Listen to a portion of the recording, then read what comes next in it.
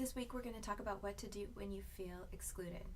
So one of the things that you want to do first is to make the assumption that it's not intentional, that it's not about you, it's about them, meaning they're distracted, they're busy, it was an accident. But then if this feeling persists and this person is important to you, they have power over you, or they impact the relationships around you, then you want to think about 3 additional options. Those options are 1, to ignore it altogether, the exclusion, and to engage anyway, to invite yourself to show up, to talk to other people and see what they're doing. The second is to talk to that person who is excluding you, to ask them if this is true, if there's anything that you can do to solve the problem, and to let them know they're important to you. The third is to leave altogether. So it's to be not around the people or the person that you tend to feel excluded by. And which of these you choose really depends on you, the person that you feel is excluding you, and your history with that person and that person's interactions in general with other people. So you kind of want to weigh those things.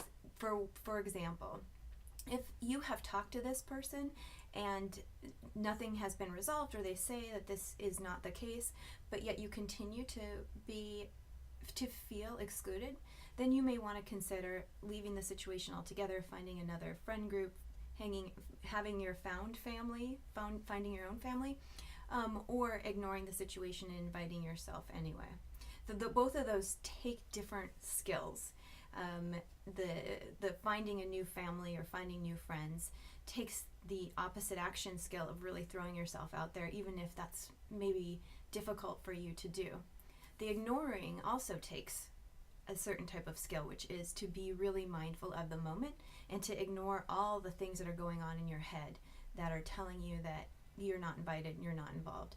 And probably things like having direct conversations and discussions with other people, making those strong connections, being really mindful in the moment, so that when your mind wanders to that idea or feeling that people don't want you there, that instead you have something to pay attention to, as if this were the only thing in the world, not your worries and concerns, and even the possible exclusion, which very well may be real.